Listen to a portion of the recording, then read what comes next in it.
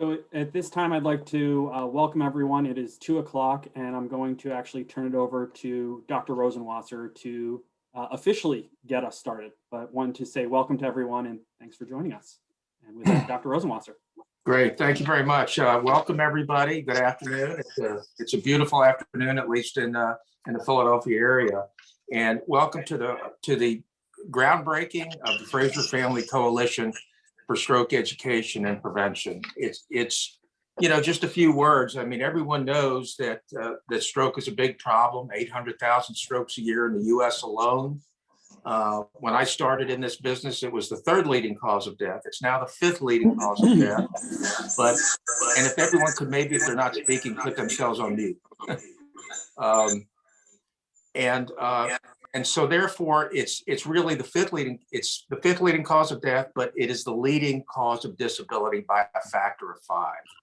And the annual cost in the U.S. alone is $40 billion annually.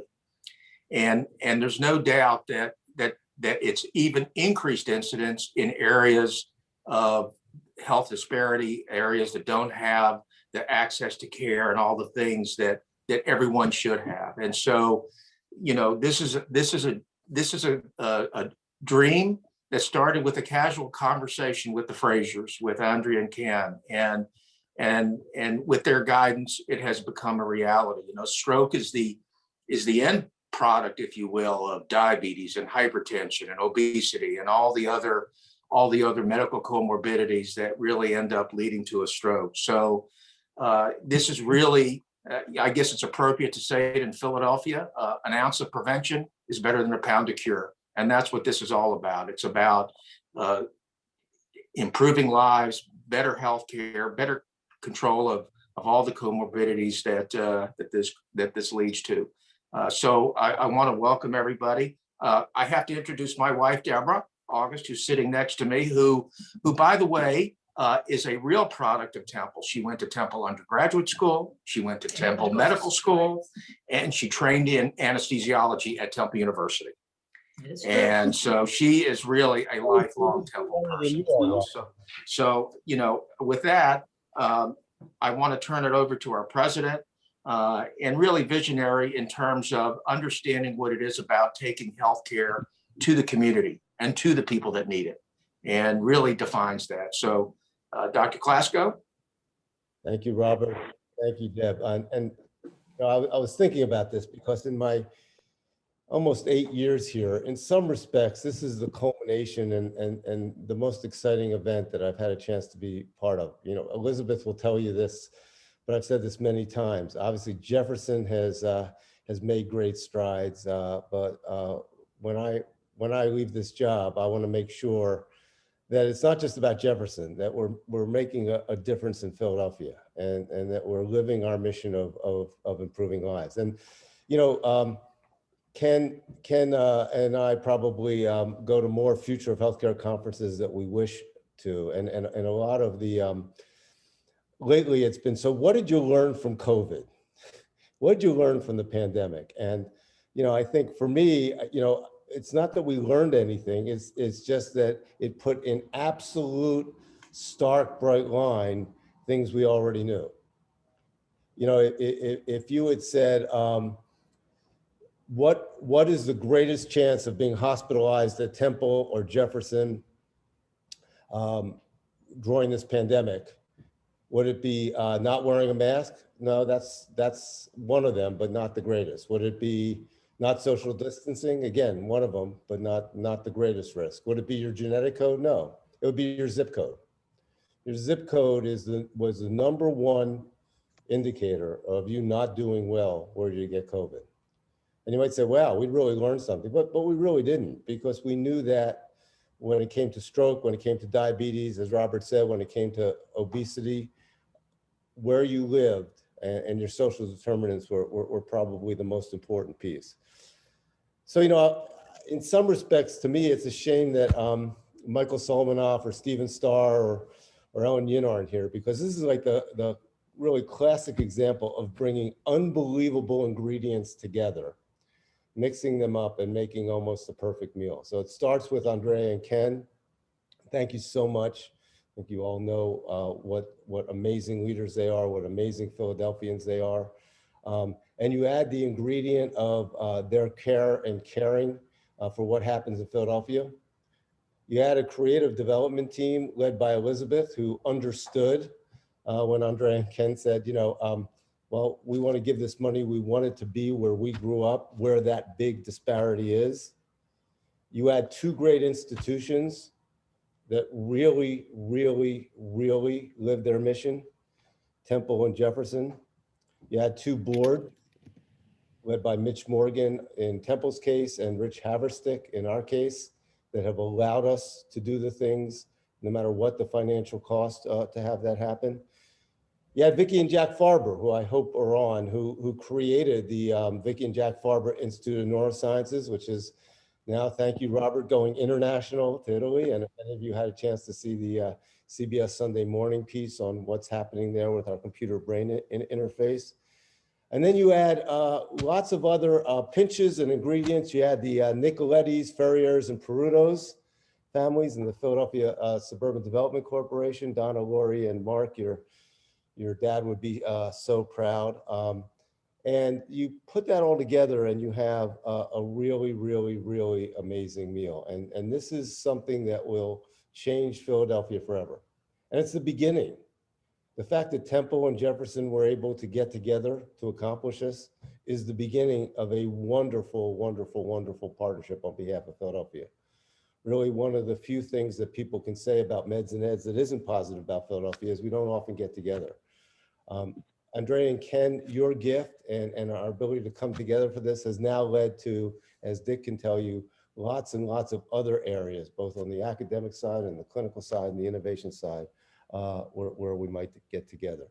So it's just such an honor for me to have Jefferson be a side Temple. It's an honor for me to have Andrea and Ken Frazier's name in something that we're doing, and to Dick and Mitch and Michael Young, our new partners.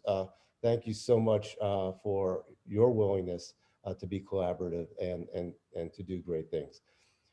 One last thing, this is part of a whole thing that you'll be reading a lot about, the Philadelphia Collaborative for Health Equity, where we made a decision that as we start to raise dollars, it's not just for what's happening with it. This is a great example of that. So with that, let me introduce my great friend, the quarterback of Temple. Unlike another quarterback we won't mention, he has not left after 3 years. He's been here for over 35 years. I think that's true. My great friend and colleague, Dick Englert. Thank you, Steve. And indeed, you're absolutely correct. Over 35 years. In fact, just hit the 45-year mark at Temple. Love the place, obviously, but I'd like to echo your comments. I mean, first of all, it's a great pleasure to be here today for this very important initiative. We are grateful, Steve, for your innovative leadership. You're a great partner. And we're grateful for the colleagueship of all the Jefferson and the Temple teams. I'd also like to thank, as you did, the Nicoletti family for their generosity in providing space. And I'd like to thank our Community Advisory Board for its important involvement. I especially want to thank Andrea and Ken Frazier.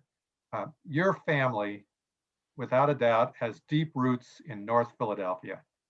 You know the need that exists among many of its residents. So many of the residents are at risk for stroke and other related illnesses. Temple also has deep roots in North Philadelphia. And so we are deeply honored to be part of this effort, bringing quality education and healthcare to the underserved community. Really was the guiding vision of our founder, Russell Conwell. He wove that passion into Temple's very fabric. It's in our DNA. And let me tell you, no one has been more passionate about creating translational research opportunities to benefit our North Philadelphia neighbors than John Daly. He is Dean of the Lewis Katz School of Medicine, and he's the Harry C. Donahue Professor of Surgery. Now, Dean Daly deeply regrets that he can't be with us here today, but he very much wanted to be part of this important event. So he sent along this brief video, and I think we're ready to show a video. Greetings. I'm John Daly, the Harry C. Donahue Professor of Surgery, Interim Dean, and Dean Emeritus of the Lewis Katz School of Medicine at Temple University. Urban health and population science are important pillars within the foundation of the Lewis Katz School of Medicine's mission to improve healthcare and quality of life for our community neighbors in North Philadelphia. As a long-standing research, policy, and practice leader in this field, we're very proud to bring our expertise to the work of the Frazier Family Coalition for stroke education and prevention. Our clinical and faculty experts have dedicated their careers to addressing health disparities in the North Philadelphia neighborhoods that surround our medical school and the Temple University health system. These disparities have never been greater or more pronounced than during the current coronavirus pandemic. For the first time in several decades, the life expectancy in the US has declined by 1 year. This decline has been magnified in Black and Brown communities, making the work of this new venture even more vital to helping our neighbors in North Philadelphia. This is a unique opportunity to bring the best and brightest clinicians, faculty, healthcare providers, and students to work collaboratively on community outreach.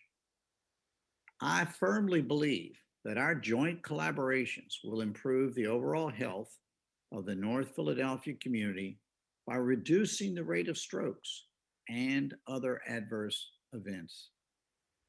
It is my hope our work together will bring a new model of care that can be replicated across the country.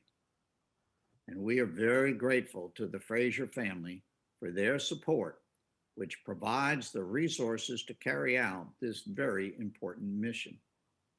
Their support brings two of the very best medical schools, health systems, and universities together in Temple and Jefferson to help improve the health and welfare of our community. I thank you for all you do.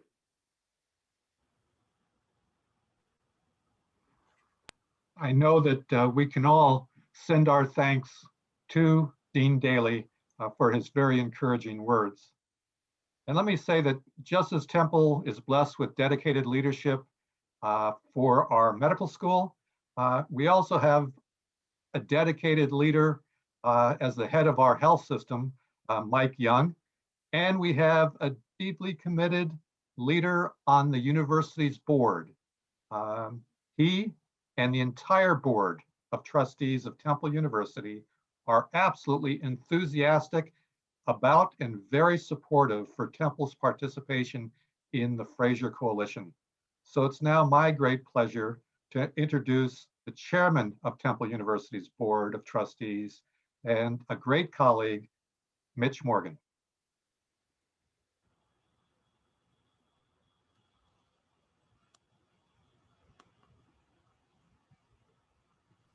Can you hear me now? Yep. Thank you, Dick. So first, let me apologize because I am not technical enough to get the background correct. I really tried, but I need some IT help. Also, as efficient as Zoom is, I look forward to the day where we can all get together, have a drink together, and celebrate. I miss that. Mark Nicoletti, I miss seeing you in all those charitable events. So sometime soon, hopefully in the fall. So thank you again for giving me a few minutes to speak here today. One of the reasons I wanted to be part of today's event was to encourage us all to be enthusiastic about the future. I am optimistic by nature. I know this has been a very difficult year for many of us, but I also believe the experiences that we've had will make us more willing to think outside the box for years to come. The eds and meds have driven Philadelphia economy for the last 2 decades, and we must be willing to take more risks. We need to think big. If we're going to be on the cutting edge of new development and new ideas, the challenges lie ahead of us. That is why I am so excited about this new initiative between Temple and Jefferson. I hope it will be the first of many alliances that we will see in years to come. I also know that Andrea and Ken agree. That is why their willingness to support this new partnership fits and fills all of us with hope. Andrea and Ken, thank you for your generosity. We look forward to watching how this new alliance will make a difference in the lives of our neighbors in North Philadelphia. And as I said, I'm optimistic, and I truly believe great advances are on the horizon for North Philadelphia and throughout this great city of Philadelphia. And now I want to turn it over to Dr. Elizabeth Dale. Hello, everyone. Good afternoon. I am absolutely thrilled to be here today, and I want to thank each of you for joining us. To begin, I wanted to give a special shout out to David Brownstein and our events team. What they have accomplished over the last year virtually has just been outstanding. So thank you, David. Thank you, Mark Turberville, the team that takes care of our communications, and my philanthropy partner, Michelle Maslowski. Also want to thank my cabinet colleagues for being here today. You, Lavery, Lisette Martinez, our EVP and Chief Diversity Officer, and Clayton Mitchell and Dominique Casimir. And a special hello to Mr. and Mrs. Jack Farber. Vicki and Jack, I've come to know you over the last 7 years, and I just admire you and treasure our relationship. And I am in awe of your vision and what you've been able to accomplish through your financial investment, through your leadership investment, and through the dear friendship we have.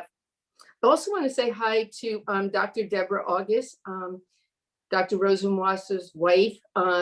We take so much of Robert's time on the weekends and the evenings, and she readily shares him with us. So thank you, Dr. August.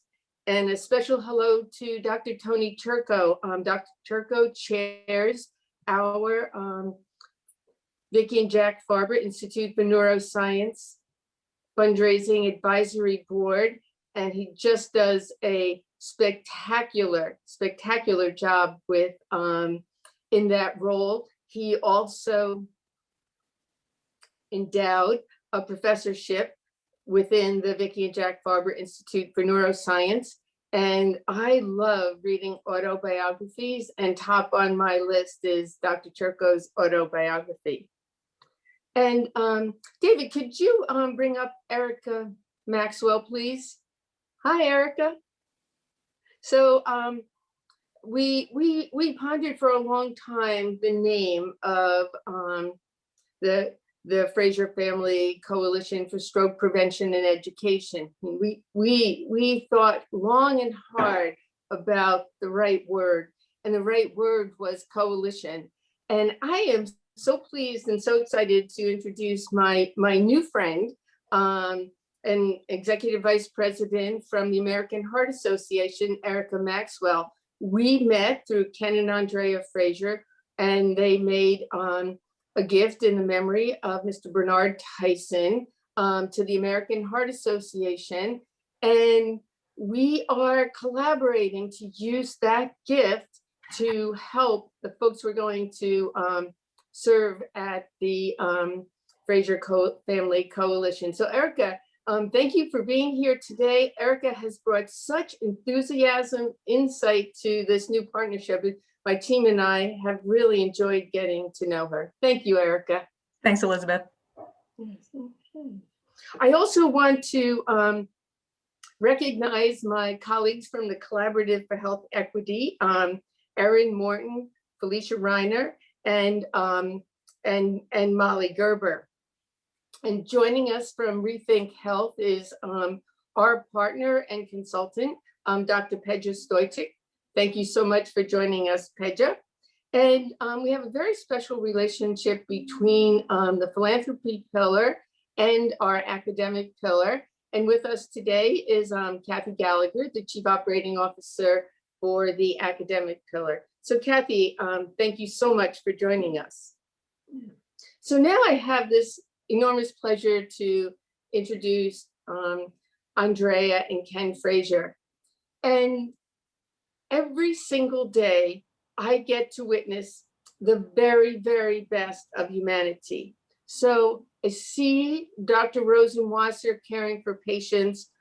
I've come to know Steve Carson and Kathy Reeves and what they have done for a very long time so effectively for the people of North Philadelphia and Temple. I've come to see the work that Ricky Brower has done, and I'll be introducing Neva White shortly, and Neva is one of my heroes. So I see the physicians, I see our colleagues on the front line, and that is the best of humanity in half of the equation. And the other half of the equation is I see the true generosity, and not only the financial generosity, but the generosity of time, the generosity of leadership, the generosity of good thought. And we've just been on such an incredible journey with Andrea and Ken, and what a pleasure it is for me to introduce them. You know, it takes a lot of hard work to think about a concept, an intangible concept. I mean, we'd like to help the residents of North Philadelphia prevent stroke and educate them about stroke. And so we have a big goal, and then it gets translated into the reality of this coalition. And Ken and Andrea have generously provided the funding for Temple and for Jefferson. But along this journey, I mean, they kept us on the right path, and it's just been such a pleasure to work with them. Jefferson honored them with the Award of Merit about a year and a half ago at our gala.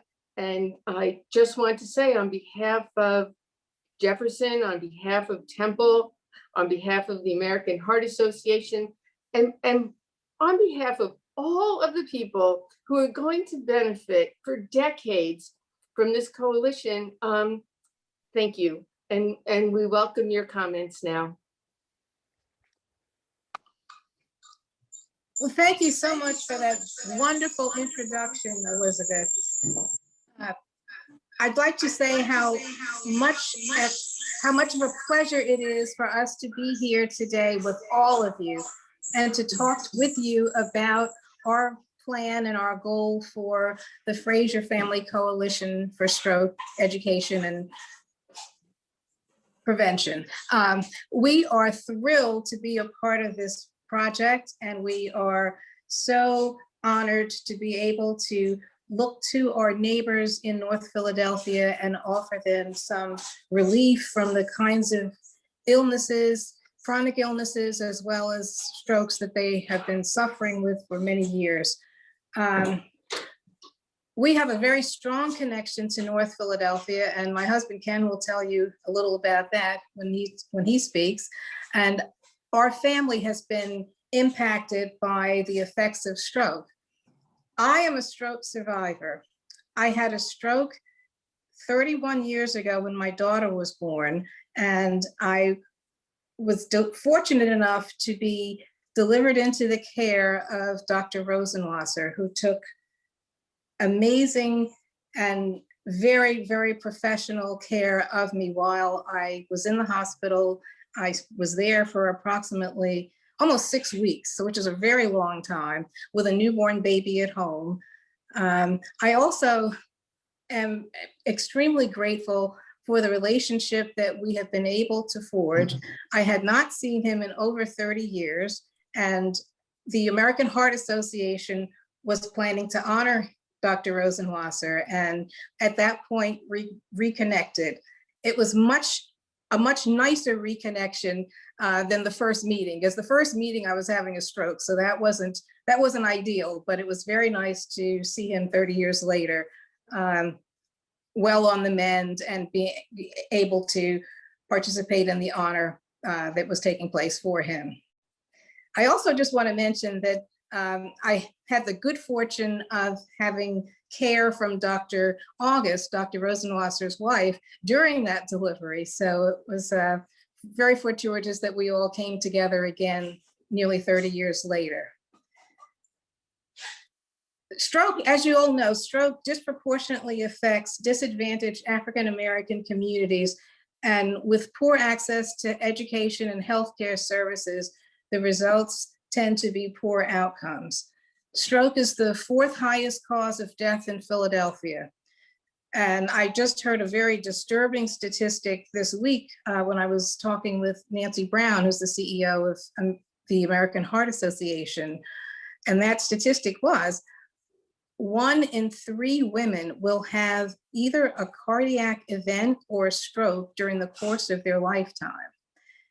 That is an extremely high number, and we are hoping that we will be able to provide education and access to healthcare so that we can help to mitigate the suffering and the extremely high numbers that come from living in a certain zip code. As Dr. Klasko mentioned, it is very difficult to see your neighbors suffering that live 5 miles away, and knowing that their health outcomes may be very different from yours simply based on the social determinants of health and their zip codes. We are extremely committed to having our health systems address the disparities that affect and impact underserved communities. We also want to do something else with our health center, and that is something that's kind of intangible, and that is to provide hope. Our medical personnel will provide the medical services and the nutrition services and all of the tangible things, but having hope and having members of the community look to us for that hope is very encouraging, and I am extremely excited about being able to do that.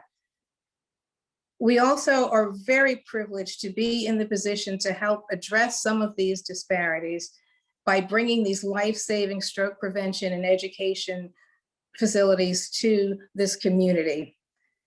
By creating this coalition, we are able to join together 2 of the very prominent healthcare systems and universities in Philadelphia, which are, of course, Thomas Jefferson University Hospital and Temple University and its hospital. So we are extremely thankful and very appreciative of being able to work with our partners, Temple and Jefferson, as well as the doctors from Jefferson from the Vicki and Jack Farber Institute that will be supporting this effort, as well as our additional partners like the Nicoletti family that have so graciously agreed to donate space for this effort. So I am extremely pleased and excited about today, and very thankful for the leadership of Dr. Klasko and in bringing this, helping to bring this to reality. We're very committed to making this work, and we are extremely fortunate to have people like Dr. Rosenwasser and Dr. Turco and many of the others from the Vicki and Jack Farber Institute work with us in this effort.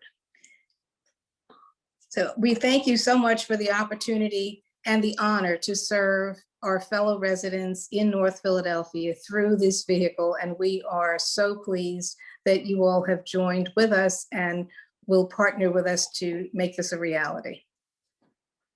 And I'll turn it over to my husband, Ken. Well, let me just say that I agree with everything she says. That's something that I've learned for 35 years. And I simply say I want to thank everyone who's participating in this, from Jefferson, from Temple, from the community. You know, over the past couple of decades, I think in our country, we've seen shocking amounts of inequality including income inequality and healthcare inequality. And as someone just said, the current pandemic has unmasked that to a great extent. We now see that African-American life expectancy has gone down by 2.7 years. And a large part of that is because of the underlying health conditions. So it is my sincere hope that with this, we'll be able to help address some of those shortcomings and those inequalities. And I want to thank again everyone who's committed to this. And we look forward to seeing great things happen in my old neighborhood of North Philly. Thank you.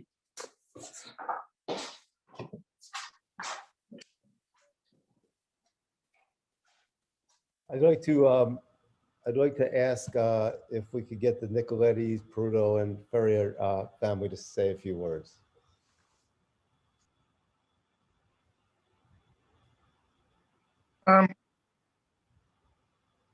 Not easy to follow you, Steve, and Richard, and Mitch, Andrea and Ken, Dr. Rosenwald. But my sisters and I can say with so much humility, we're actually grateful for the opportunity to work with this team. We've been all in Jefferson. Our parents led us to Jefferson over a decade.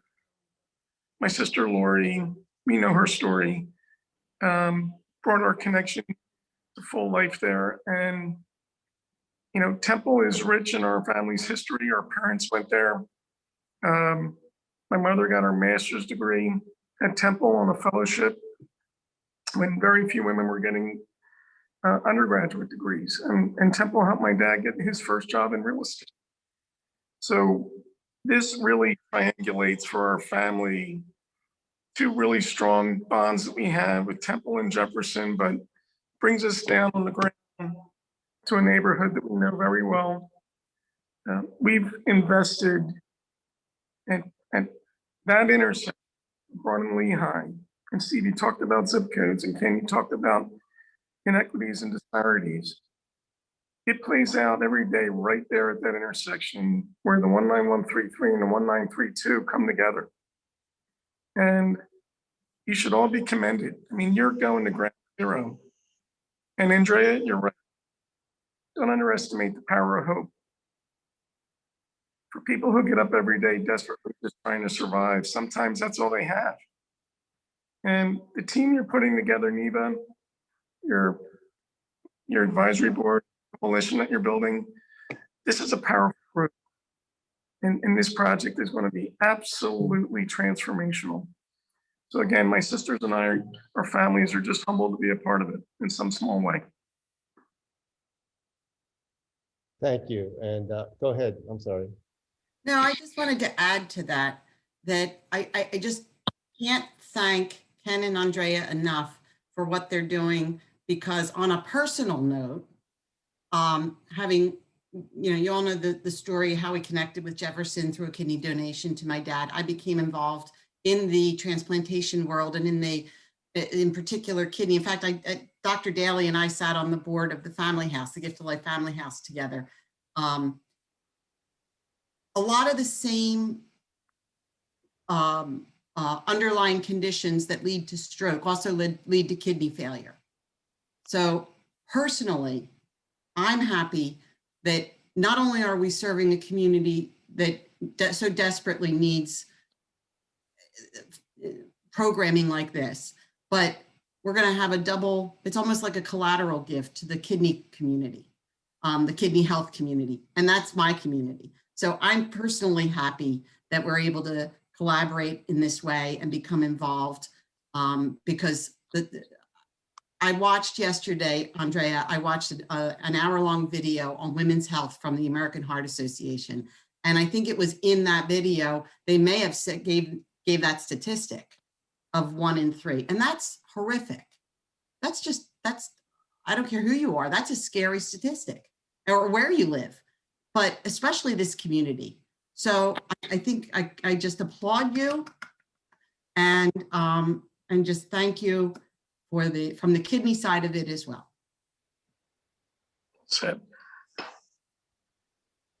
Fantastic. And as I said, your Your dad certainly would be proud. Elizabeth, do you want to introduce the program panel? But before I do that, I want to make sure that I introduce and acknowledge two really incredibly important people. We'll have a chance to hear from them in a few minutes. But Dr. Sandra Brooks is our Chief Medical Officer and the Executive Vice President for Community Health Equity. You've heard about the Philadelphia Collaborative for Health Equity. And of course, my partner and the President of Jefferson Health, Bruce Meyer. So Elizabeth, do you want to introduce the next program panel? Yes, I do. And I want to congratulate Dr. Sandra Brooks. This is the first official announcement of her appointment, and she will be the new leader of the Philadelphia Collaborative for Health Equity. Dr. Ludmir did a spectacular job. He retired in December. And Dr. Brooks was right on the Center City campus, serving as our Chief Medical Officer. She has a long, distinguished career, both in her scholarship and working as a practitioner in cities like Louisville and Baltimore in health equity. So welcome, Dr. Brooks. We're thrilled to have you in this new role, and you will come to learn all about our wonderful benefactors, and the Nicoletti family is one of our legacy families at Jefferson. We look across every pillar and they have invested.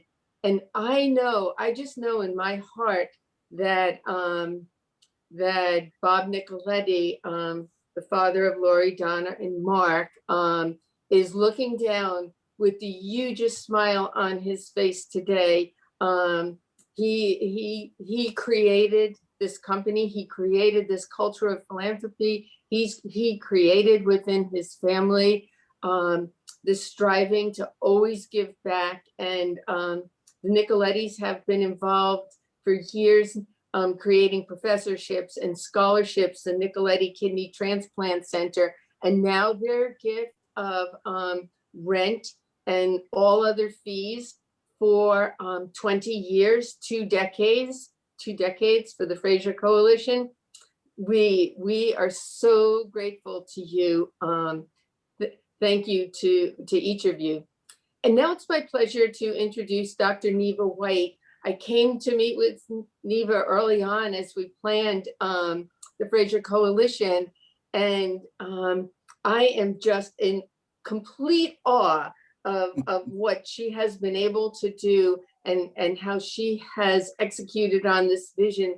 And we have only just begun. Her enthusiasm, her understanding of the crisis we're in, her ability to create a program to mobilize with organizations within the community. The way I get to attend every month the meetings with our colleagues from Temple, and the collaboration, cooperation, I mean, the spirit that Neva brings to her work just inspires me, and it's my privilege to introduce her. Dr. White. Thank you so much, and I can echo the same sentiments to you as well. I feel very honored, grateful, and blessed to be a part of this work. And what really fuels me is that when I look at Mr. Frazier and his story, and to know that someone who looks like me, who's come from a similar neighborhood as I have, has thought enough to be as generous and give back to this community, that really fuels me, and it drives my passion, especially when I look at the work that Mrs. Frazier is doing with the Heart Association and all of her efforts. It just touches me so deeply. And then the Nicoletti family, and particularly Mark, he's just been so enthusiastic about what we're doing. He's recommended so many people for our advisory board. So when you have this kind of power behind you, you cannot be anything but successful. So I am very, very blessed to be here. At this time, I'm going to introduce a few of our colleagues, and we have a panel discussion that we want to do. I'd like to introduce Dr. Ricky Brower, who is the Vice President and Chief Community Engagement Officer and the co-director of the Center for Urban Health. And we have been working together a whole lot of years, right, Rick? About 25, I think. And then Steve Carson. And Mr. Steve Carson is the Senior Vice President, Population Health at Temple University Health System and the CEO of Temple Center for Population Health. And you've already met Dr. Rosenwasser. And so my first question to this group is, as professionals on the front lines of public health, what have traditionally been the challenges in this community and similar communities in Philadelphia? So Neva, that's a great question. So I've given this a lot of thought as I have prepared for today, and I think it's multifactorial that the challenges are in our community. First challenge is, when I really think about it, is the poverty in the community around us. That is really a significant challenge for many individuals. This community is one of the poorest communities in the city of Philadelphia, let alone in the country, when it comes to resources and income. So I think that really, limits their ability to be able to access care, and access to healthcare becomes another issue, not only from their ability to enter into an organization, but also their ability to access care in their immediate community. Many of the providers in the community are independent providers who have limited hours, limited access, and therefore lots of congestion in their offices to be able to access just preventative healthcare. The other area which I think really we struggle as we look at our community is really their overall, I focus on the social determinants, but not only the social determinants of food and housing, but also health, their knowledge of healthcare. So their ability to manage and have access to healthcare, but also to understand what they need to do, how to follow a prescription, how to follow their overall care needs. So I think when we look at the challenges in delivering care and providing care in this community, it falls into those three areas very strongly for me. Okay, thanks, Steve. Anybody else want to comment on that? Dr. Brower? Sure. So what have I learned in the almost 3 decades that I've worked with NEVA and in the communities where health equity is a challenge? I've learned that we need to listen to the organizations and the leaders that serve these communities, and to the people who live and work in these communities. They're the experts. They understand the problems and the need to be involved in developing and implementing the programs and the system changes that are needed for real change to occur. If we're going to prevent stroke, we need to treat the whole person by connecting what happens in healthcare to the community, by partnering with others to address challenges that people face, as Steve said, in initiating and sustaining healthier lifestyles. We need to link to and enhance, but not duplicate these services. When you think that 1 in 4 Philadelphia residents lives in poverty, and that a family of 3 whose income is about $22,000 a year is living in poverty, how can a family of 3 afford an $1,100 a month rent? How do they afford to pay for utilities, childcare, transportation, and still eat healthy? So how do they afford the technology, right? And I think that COVID has really, made that really clear. So giving people the knowledge that they need to be healthier is necessary, but it's not sufficient to be able to address health equity. If transportation costs to the supermarket are prohibitive, we need to consider how do we fix that? What can we do to make affordable food more accessible? So pre-COVID, we worked with an organization like the Food Trust and the Department of Behavioral Health and Intellectual Disabilities to bring education, healthier food, screening right into the corner store where people go on a regular basis and follow up. True access is meeting people where they are and where they frequently go. To improve health equity means supporting our schools to increase high school graduation and prepare our workforce.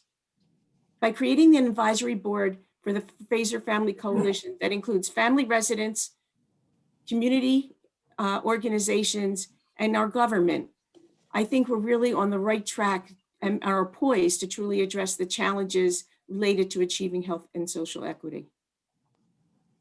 Thanks, Dr. Brower. Dr. Rosenwasser, did you want to add anything? I just have a few comments to make. You know, by the time a patient and a family gets to me, obviously they're terrified. And I think the biggest challenge that we have as a provider, at my point on that railroad track, is lack of trust. And it's so important that we build trust in the community, that we build trust in this patient population. That has really been, I think, from my perspective, a real challenge. And it's not good enough to have empathy. It's really important that we build the trust. And that only comes through the actions that we do, regardless of what we say. Right. And it's so exciting that we have harnessed not only Jefferson Health, but also Temple Health, two major health systems in this city. I thank you all for that first question. All right, the next question, we're going to introduce a few of our other work members. We have Dr. Kate Behan. Okay, I'm going to go down to everybody. Oh, here's Dr. Behan. Okay, so I'm going to, is it just going to be you, Dr. Behan, in this? Or the whole group's coming back? I think it's Dr. Behan and I for this question, and then the whole group will come back. All right. So we're gonna go to, in 10 years, how will we know that this partnership was successful?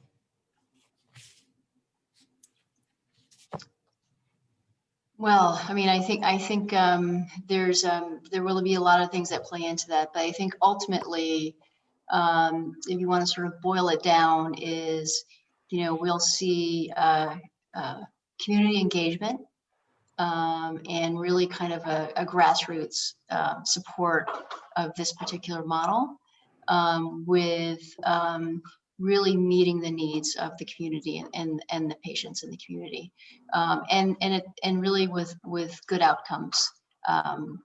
That, for instance, I know in particular, we're looking about stroke prevention. And I think, you know, we would love to see sort of a difference, right? In terms of the stroke rates in this particular neighborhood and areas versus others. And I think it could certainly serve as a model for other areas, not only in the city, but in the country. And I think the other really important part of that is, you know, much of it is, you know, community satisfaction. And is it building sort of a community collaboration between, you know, the health systems, and building that bridge and that trust that Dr. Rosenwasser just talked about, and so that there's more engagement and sort of that therapeutic relationship, if you will, is really improving. And I'll just say, I want to mention how happy and honored I am to be here representing the Philadelphia Collaborative for Health Equity. Allegheny West is one of our anchor geographies, so it's so great to see such an innovative and truly needed initiative being established in this neighborhood. And us on the program team, we often talk, you know, frequently about how this work, you know, we've been doing this for quite some time, and have been asked, you know, how has this philanthropy really helped to move our work forward and empower it? And I think about how, you know, this philanthropy really has been a catalytic investment in Philadelphia, and it's already sparked many examples of positive change. On the program side, our working relationship with our Temple partners really has deepened, allowing the impact of our work to be multiplied tenfold. And when it comes to our network of community representatives and community partners, it seems like that's growing on a daily basis. And it's been such a joy getting to know so many longstanding and committed community residents and stakeholders.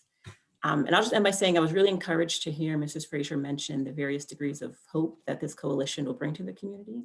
And personally, I'm hopeful that this will set the gold standard for what it means for anchor institutions to come together for a cause that's bigger than themselves, where our common interest is centered on improving the health of our neighbors in Allegheny West and Philadelphia at large. Thank you. I think the other important part of this is that, you know, philanthropy, of course, has enabled so much, and so much that doesn't get paid for by insurers, and health systems sometimes can't support. And so what I think what we'll see out of this particular program is a sustainability model, right? And sometimes with philanthropy or not having it, it's hard to really invest in things like this.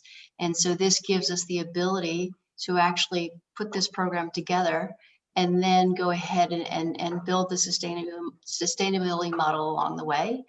Because often that is one of the huge barriers in terms of building something that we all know is going to be successful. And I just want to make sure that I did properly introduce the two of you, Dr. Kate Behan, who is the Senior Vice President and Chief Population Health Officer, and Felicia Rainier, who is the Administrative Director of the Philadelphia Collaborative for Health Equity. Thank you for your responses. Did anyone else in our group want to comment on that last question that I mentioned? Dr. Rosenwasser, did you want to add to that? In 10 years, how will you know this partnership was successful?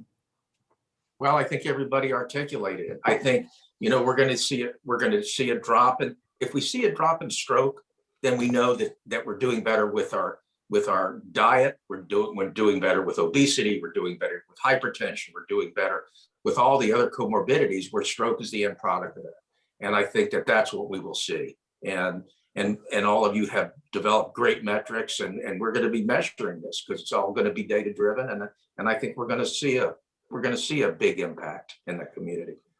So I would agree with what everyone said, but I'd also want to add that, you know, this is just the beginning as you think about what the needs are within the community and where we want to be able to go. And I think if you look future state 10 years from now, you're looking for a healthier community overall, not only for hypertension, but also some other chronic diseases like diabetes and things of that nature. So I think that as this is just really a nidus for what else we can do potentially within the community. And I think we want to be able to think of that in that manner. So I would just want to add that to the great outcomes that we are expecting for the stroke and hypertension in this community. Yes, thank you. I guess I would add one of the things I look for is our advisory group still coming together and working on these things? And it hasn't ended. You know, people are still concerned. Even if we've made progress, there's more progress to be made. So, you know, keeping people engaged in this process of improving the health and social well-being of everyone, I think is really key. Right. And then finally, I'd like to add that in 10 years, and hopefully less than 10 years, I'd like for us to be able to have created models for health systems such as Jefferson and Temple Health to really work together in a way that impacts community health promotion processes that are actually driven by the residents and the stakeholders who have to actually live with these services. And I thank everyone. Felicia, I didn't want to cut anyone off. Felicia, were you going to say something? No, I'm all good. Thanks, Dr. All right. Well, I thank everyone. And at this time, I'm going to turn the program over to Dr. Klasko. Thank you, Neva. Just great job, and I learned a lot. Let me bring up my colleague Dick Englert, and while Dick's coming up, I think what we heard is that it's going to be a long road. That this is the beginning. That in essence, Andrea and Ken's gift is going to serve as a fire starter for us. And Dick, I would really like to get your thoughts. I don't think we've really had a chance, you know, because we haven't really had a chance to get personally together. But you and I have known each other for a while.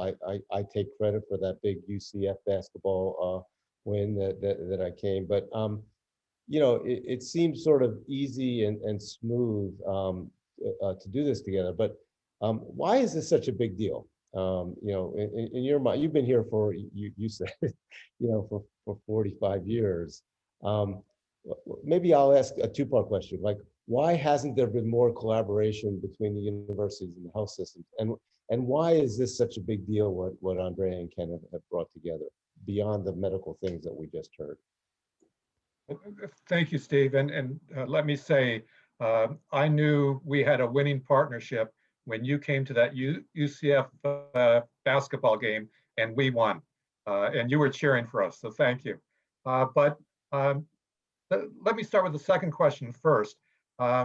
The healthcare challenges facing our communities, especially our neighbors of North Philadelphia, uh, they can't be solved by medical specialties or health professionals working in isolation. They can't. Healthcare is by its nature a holistic enterprise. It's a team sport, to use the basketball metaphor. It's a team sport that involves widespread collaboration across boundaries of all sorts. And that's especially true for our institutions that provide healthcare. Jefferson and Temple have truly taken a bold step forward to collaborate. And I really mean collaborate. And I think our two institutions are leaders in an industry that is known for its competition. So that's the second part of your question, which is why not? Because we've had history of being competitive across the region. And I must say that the competition, while it encourages innovation, it also sometimes stifles delivery of services to those who are most in need. And so those facing strokes, we know, are best served when multiple partners come together, pool their knowledge and their skills, their resources in a concerted effort to address and prevent the underlying factors that are associated with strokes. This kind of needed collaboration doesn't come by chance. That's why this Frazier Coalition is so remarkable and significant. It's based on partnerships at multiple levels, generous and forward-looking donors like the Fraziers and the Nicolettis, the commitments of boards, of leadership, of literally health professional teams of both Temple and Jefferson, and numerous partners in the community. Community partnerships are critical. And that includes the families of those who are being served, the families as partners. So what especially I think makes the Jefferson and Temple collaboration and partnership so special is the fact that even though we're different types of institutions, we have many differences, still our institutions are closely aligned in our passion and dedication and missions to improve the quality of health of the wonderful citizens of North Philadelphia. And that alignment, I think, is really critical because that just infuses everything we do. So I think Jefferson and Temple are leading the way by developing collaborations, not just within our healthcare enterprises, but also across the academic departments and programs of our universities. And that's why I'm so absolutely excited about this relationship and this relationship through the Frazier Coalition, which is a new relationship for us and made possible by the Frazier's initial great ideas. So I'm just delighted. And Steve, you are a great partner and Jefferson is a great partner. And I see a partnership going long-term in many directions. So thank you. Thank you, Dick. And you know, you bring up some really good points. You know, I remember when I first got here in 2013, I was talking to a CEO, and you know, everybody in Philadelphia talks about meds and eds, and I was asking him why they hadn't built an innovation center here, and you know, he had a somewhat disturbing comment. He said, "All you guys do is beat each other up." And back to your competitive thing, and I think that what I found, Dick, is that just the work that we started, certainly when the Frazier Coalition got announced, and we started to talk together, and then Joanne and your team and John Daly and Kathy and Mark started to talk about academic and innovation opportunities. That people have really taken notice. So the Frazier thing really became that sort of kindling on the fire. And I'm going to go so far as to say I think it really helped during the pandemic. You know, in fact, if I can bring Dr. Bruce Meyer, my my partner and the president of Jefferson Health. I mean, Bruce and Mike Young have been, working throughout this COVID pandemic, and we've really created for a long time. People have talked about, how do we create a Northern Philadelphia corridor? Because that's really the area that is the most in need. And I think, the work that Michael and the folks at Einstein and Bruce have done, really for the first time, is starting to recognize that. I had an opportunity to speak with Attorney General Shapiro not very long ago, and he recognizes, the great work that's getting done. So like a lot of fire starters, I think this will go well beyond stroke. And and Dick, I think there has not been a thing that we've asked, that you feel is good for the community that you haven't been willing to do. So thank you. At Jefferson, we call it healthcare at any address. And, that address can be at home, that address can be at Temple. And I'll just say one more thing, and I want to ask Bruce and Dick a question. But another interesting thing that happened is when we got together, if you remember, it turned out it was very complimentary. There were things that we just really didn't have that turns out that you're absolutely excellent at.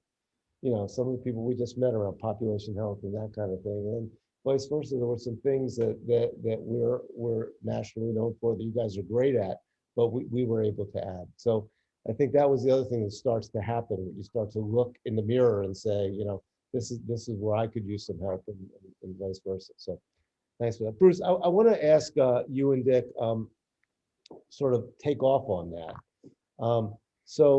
Okay, the pandemic's over. I mean, it's not, but let's say there will come a time where that's the case. We started on this really ambitious stroke agenda. What's next? What can you and Michael and Dick and what can we be celebrating with Mitch Morgan and Rich Haverstick and Chris Rohenbach over the next few years? Sure. Well, we already have enhanced our collaboration around lung transplant and critical pulmonary disease. And I think that there's more that we can do together there, but we recognize that pulmonary disease, and particularly the effects of smoking and COPD in our North Philadelphia population, are pretty significant. And I think we're looking forward to enhancing that program. If I were going to say what I think the biggest thing is, and stroke is a perfect example of this, is that there's an old wisdom in medicine that is that if we could get everybody to stop smoking, exercise regularly, and get a better paying job, we could take care of 50 or 60% of the health problems in this country. Stroke is a perfect example. We're very good at taking care of people who are having a stroke right now. And we can work together to make sure that we have the highest quality outcomes for people who have a stroke. But what we really have to do, and what I'm most excited about the Frazier's gift, is that it allows us to move upstream and say, how do we do things that prevent people from actually having that stroke? In a weird way, we kind of want to put ourselves out of business in terms of the stroke business. And I would look forward, candidly, to the 10-year horizon of, we have radically reduced the incidence of stroke because people have better care upstream, and that we've taken care of hypertension, we've taken care of diabetes, we've gotten people off of cigarettes and other forms of tobacco and that kind of thing. And I think that kind of what we think of as primary care, what we think of as population health, what we think of as value-based care is really what we're looking forward to in terms of working with our colleagues at Temple.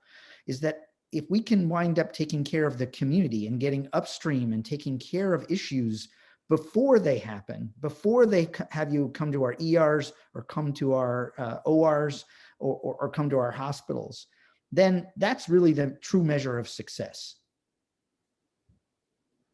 Let me add two people to this, because I want to ask each of you a question next. We could add two people that we bragged about but haven't brought up, Sandra Brooks and Joanne Epps. Hi guys, how you doing? So I want to steal a question from Neva and ask each of you. So we're sitting here and we're celebrating. It's 2031, or let's say 2030. We'll make it even. Dick, you and I are probably out someplace, but not doing what we're doing today. But what are we saying when we go back in the 10th anniversary of this? What are we saying really happened, and what would we consider a success? And let me start with you, Sandra.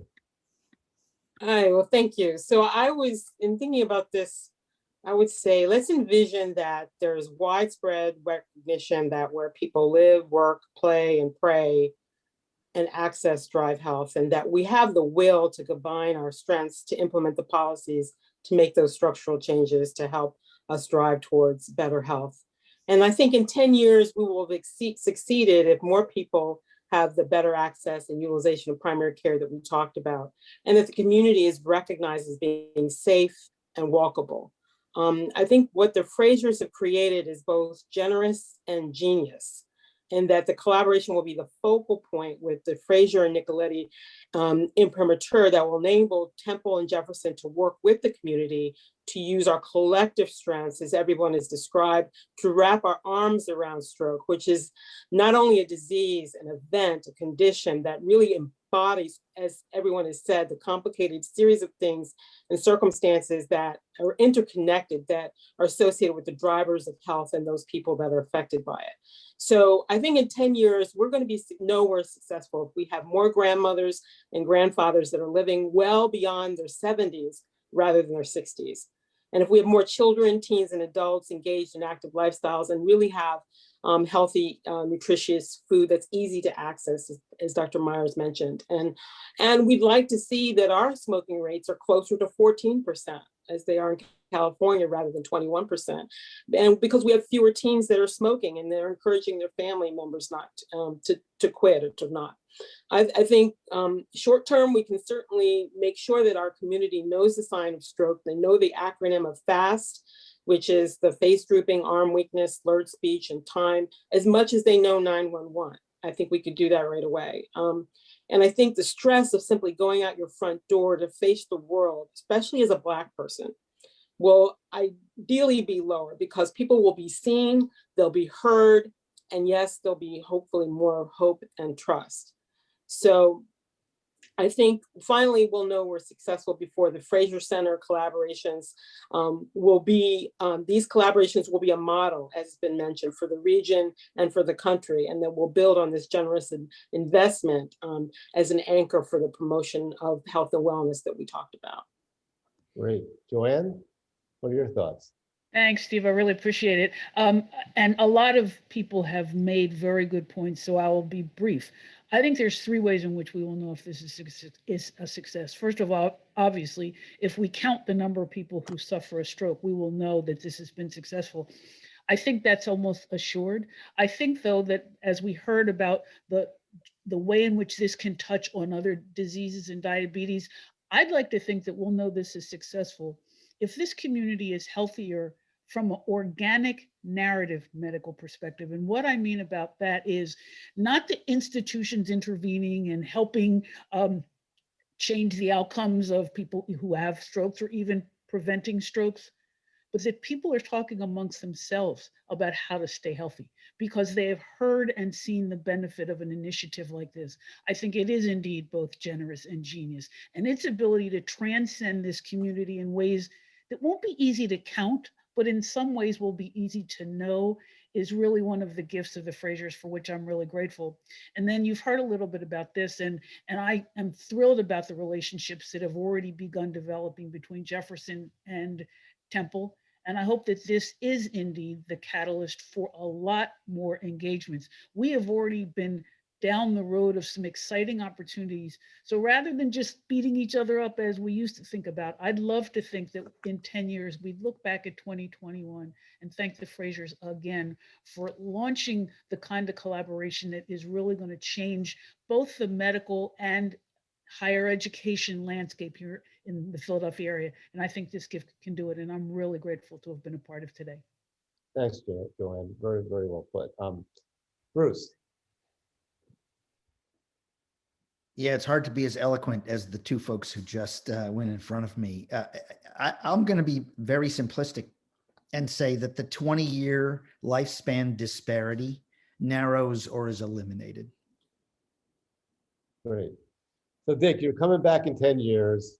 You really come back to celebrate the AAC championship that the Alice have just done, but we asked you to come back and give a little looking back 10 years on this. What are you celebrating?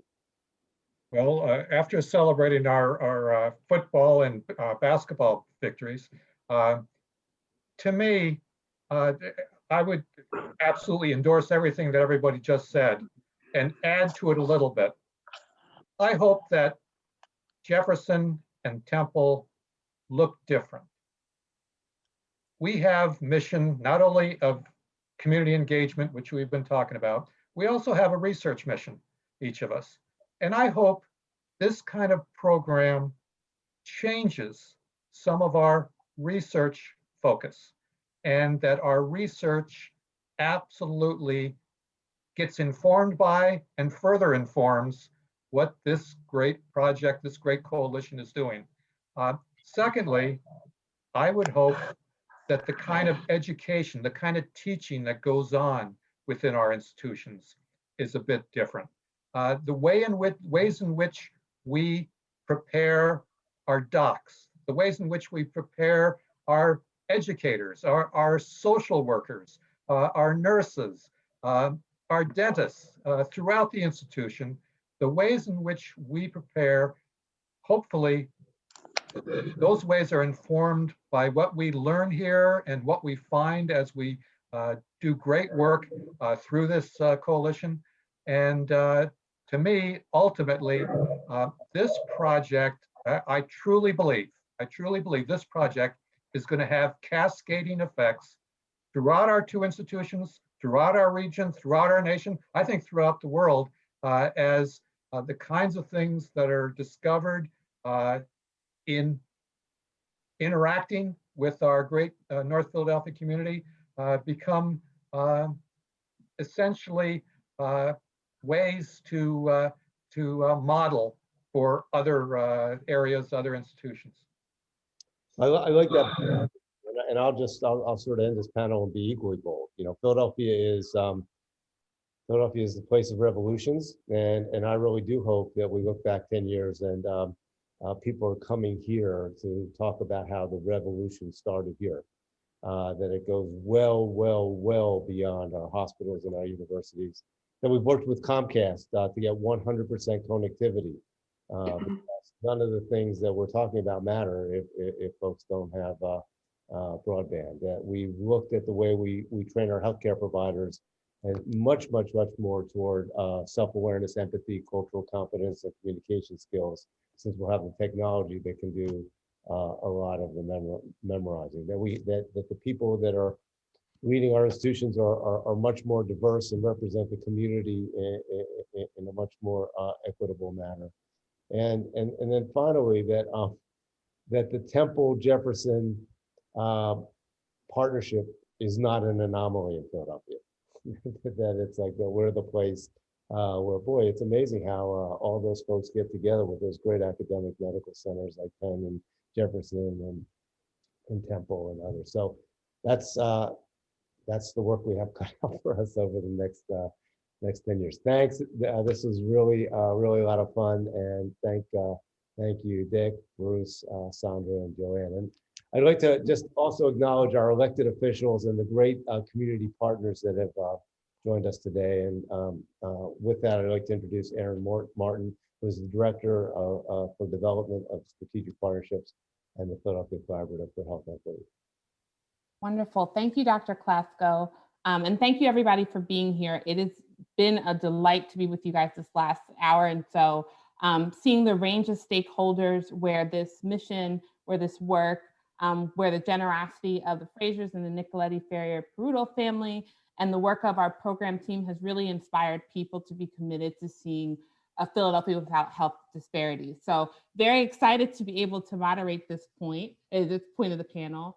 I'll echo Dr. Klasko in mentioning that the Frazier Coalition is a collection of unbelievable ingredients to a really great meal, because I believe our community advisory is both the base protein, the reason why we're in the kitchen in the first place, and the spice that'll make this meal work. So I saw many of our community advisory members in the Zoom screens, and just want to say hello and thank you for all that you are doing to help us move this forward. You heard a lot about the Philadelphia Collaborative for Health Equity. You've heard a lot about the Frazier Coalition, and I just want to say collaboration and coalition, they mean the same thing. It means coming together. And like I said, it's been great to see these stakeholders come together today. And I feel like what I've heard is a lot of emotion and a lot of different, it's been nice to commune and be in a space together. I think we felt from our speakers the hope, the excitement, and the resolve. And I think, and at this point, we'd like to open up the floor to allow other people to share if they have some thoughts or reflections about what they heard. We do have a few people who have already stated they wanted to make say a few words, so we'll call on them first. But I do encourage anyone who would like to log a comment or share with this group to get our attention via the chat, raising your hand, your Zoom hand, and there's a button for that, or unmuting yourself and just kind of letting us know that you'd want to say something. So first up for the panel, we're going to hear from Erica Maxwell. Thanks, Erin. And this has just been such a wonderful event to be a part of. And so thank you all for the opportunity to be here. And I will just like to say that on behalf of the American Heart Association, it is a pleasure to be here in support of the Frazier Coalition. And Ken and Andrea, a special thank you to you. We are so grateful for you and your vision in launching the American Heart Association's Bernard J. Tyson Impact Fund in North Philadelphia as complementary to this incredible work of the coalition. For those who don't know, the mission of the Bernard J. Tyson Impact Fund is to reduce the social and economic barriers to health equity by investing capital in local for-profit and nonprofit organizations from the community who are already driving solutions to the social determinants of health. We are honored to work alongside the Allegheny West community and the coalition as we invest in local social entrepreneurs who are driving the very change we've all talked about today. This is certainly the case where we are better together, and for that, we are grateful. Thanks for letting us be a part. Thank you so much, Erica. Pierce Hodges is next. Thanks, Erin, for the opportunity to speak. Firstly, I would like to thank both the Frazier family and the Nicoletti-Peruto Farrier families for their most generous gifts, as well as Dr. Klasko and President Englert for their leadership and foresight in allowing these two great institutions to come together.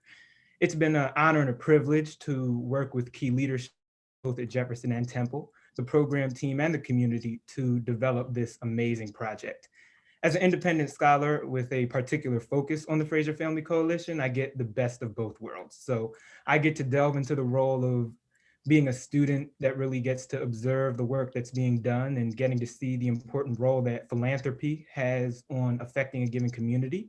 But I also get to delve into the role of being a coworker and having that hands-on experience of helping both Jefferson and Temple provide a better quality of life for this community.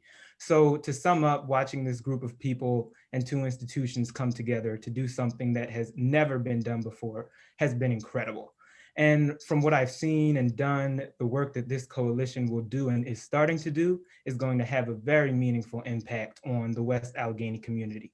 And I am extremely excited to continue this work and see where it goes. So thank you to all who have helped to make this coalition come to life.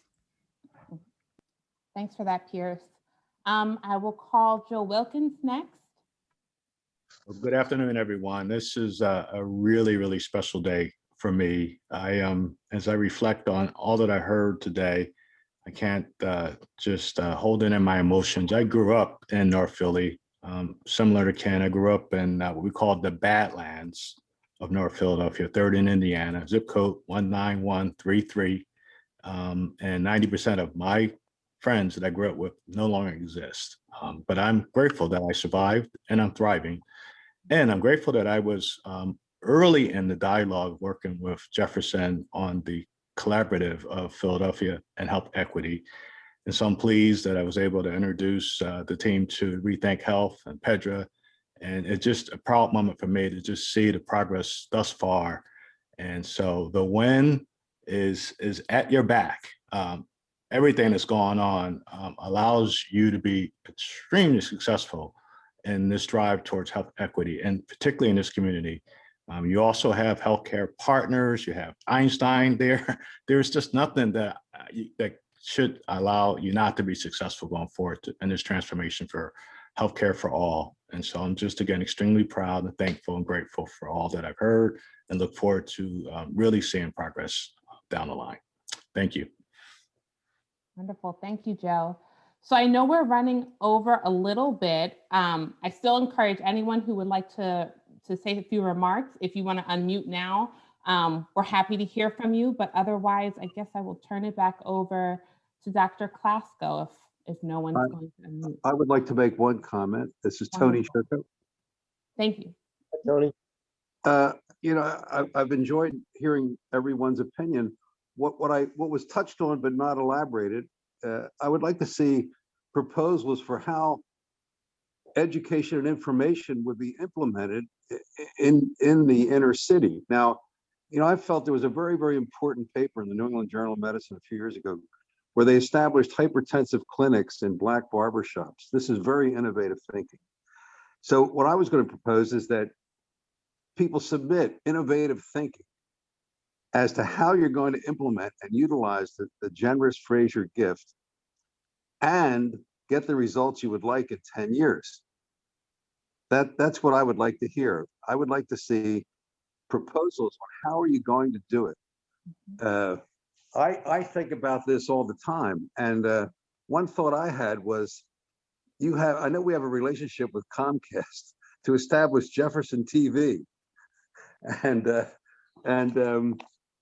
this is a way to get the information and education to people, and it can also be utilized for you know, directions to telehealth.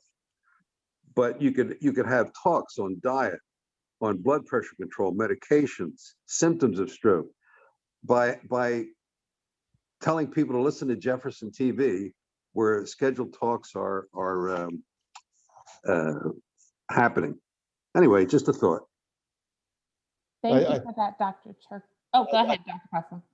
I think that's a great thought, and I think, you know, we both have innovation pillars, and using that would be good. And, you know, that Dick, that might be a sort of good post-president job for us. We could be the new Starsky and Hutch. It could be, you know, Dick and Steve on Jefferson TV. I'm in. Aaron, do you have any final comments? I think that is it for the crowd. Thank you, everybody, for sharing, and then I'll turn it over to our fearless leader.